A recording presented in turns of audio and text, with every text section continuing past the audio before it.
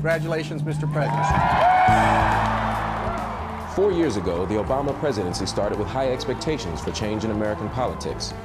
In his first 100 days in office, President Obama enjoyed huge approval ratings, hitting the mid to upper 60s. Yet despite the rescue of the auto industry, pulling the nation from the brink of the worst economic crisis since the Great Depression, and its successful pursuit of Osama bin Laden, the United States has conducted an operation that killed Osama bin Laden, the leader of Al-Qaeda, and a terrorist who's responsible for the murder of thousands. the president's support slowly slipped away. Republican presidential candidate Mitt Romney claimed he could balance the budget, avoid raising taxes, and provide additional billions of dollars for defense.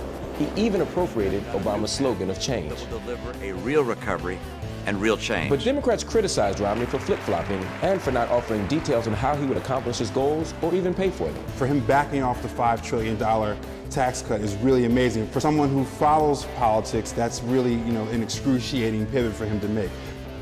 In the end, this was one of the closest elections in history. But despite a slow start, when the ballots were finally counted, President Obama was re-elected, winning battleground states like Ohio, New Hampshire, Colorado, Iowa, and Nevada. Tonight, in this election, you, the American people, reminded us that while our road has been hard, while our journey has been long, we have picked ourselves up. We have fought our way back. And we know in our hearts that for the United States of America, the best is yet to come. Joining me to discuss this is David Webb, founder of Tea Party 365 and a conservative commentator. Also, we're joined by Zerlina Maxwell, who is a writer for the New York Daily News and a political analyst. And we're joined by Dr. Michael Eric Dyson, who is professor of sociology at Georgetown University and a prolific author. Thank you all for being here. This has been an amazing week and a historic week. President Obama was re-elected president of the United States. David, tough week for you? No, not really. Look, it's not. Look, our system has worked.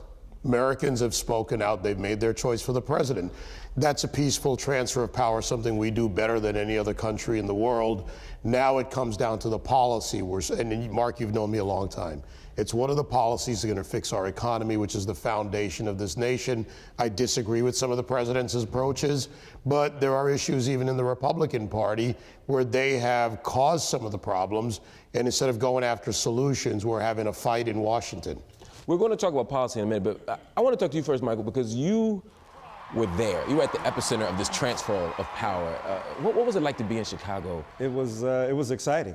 I mean, people were talking about the enthusiasm gap. I said, look, I do a lot of renewal of vows as a minister. And the second time around, of course, it's different. You know more about him, you know about her, you're a little bit more jaded, you ain't getting flowers every day, but the bill's being paid, baby got shoes, and everybody good. And so that's the renewal of vows Obama. Look, I'm out here doing my thing. And it was tremendous, it was electric, and it was the understanding that, look, this is a real choice in America between two different options. One of which is selfish and redistributing wealth upward to those who are wealthy, and another one that is concerned about the poor and at least about the middle class. So in that sense, people felt that, hey, we ratified today the fundamental principles of democracy, not just giving it to Obama, but you got to admit, 17 presidents have been reelected. The first black man got reelected. That's extraordinary. That is extraordinary, but I'm going to let you jump in because I know you're going to disagree with Michael on that, but there's something not just extraordinary, but unexpected about it. This summer, Zerlina, people said that this might not happen.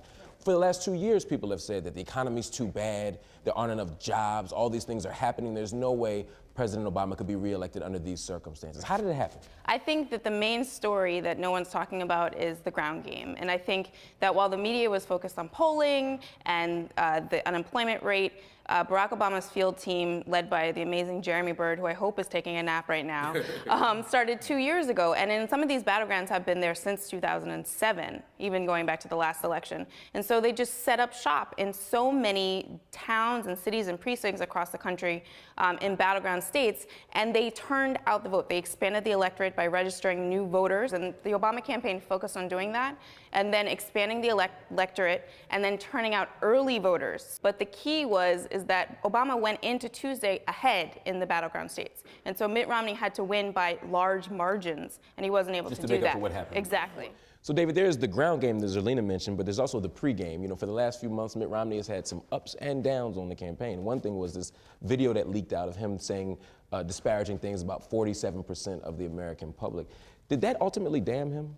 That didn't damn him, but that hurt him with those independents because of the way it was done. Look, it was more than a gaffe. It was used as a political weapon against him. Zerlina, however, hit a number of the key points about this. Ground game, when you look at the voting breakouts, Barack Obama was able to hold on to those that voted for him in 2008, and that was key to this, and in the battleground states was able to make up ground and take the lead. The Republican ground game wasn't as effective. People didn't vote in the end because they were working about who was getting money more, redistributing up or down, as Michael said. They were voting on who they thought would be better for their situation. Yeah, I don't disagree, but the point is, when I said about redistributing wealth upward, they're talking about their interests. The elite were deeply invested. Business was wary about Obama and a re-election because they felt that Romney was more business friendly. But white people were not won by Obama in overwhelming numbers. In fact, Mitt Romney won the most white people ever not to have won the presidency because of the fact that Obama understands the demographic shifts in America and that the vast majority of people who are voting, the Latinos, the interests of all of those people that I mentioned were not reflected in very well in Mitt Romney. And then the disparagement of the white working class with the 47%, he made them symbolically black. That wasn't a target at someone, and we actually at least have to be factual in that. He was talking to a group, he made a statement, he went out and apologized for it. The fact is talking about who wouldn't vote for him. Let's face it, the truth is each candidate has a group that won't vote for them. So if Barack Obama were to make a similar statement, let me finish my point though. If Barack Obama were to make a similar statement, I'd take it in the context, but I don't want to get caught in that. The right analysis here is who voted and why they voted for the president. You're right about Hispanics. They were about 10%. They're a growing bloc. They're an important bloc to play to. The country's majority white, 78% white when you look at the issues that I self-identify according to the Census Bureau. So they're going to be not as big a factor in the swings, whether it's Romney or Obama. We're going to take a break. When we come back, I want to talk about what's going to happen now that to use Michael's analogy, now that the wedding is over. I want to know what the marriage is going to look like. Stay right there. We'll be back with more Our World with Black Enterprise. Tea Party can't dominate. Let's talk. Here's my point. There were differences of opinion ideologically and politically before Obama. He's not the first Democrat. Bill Clinton was seen as the Hitler with wheels.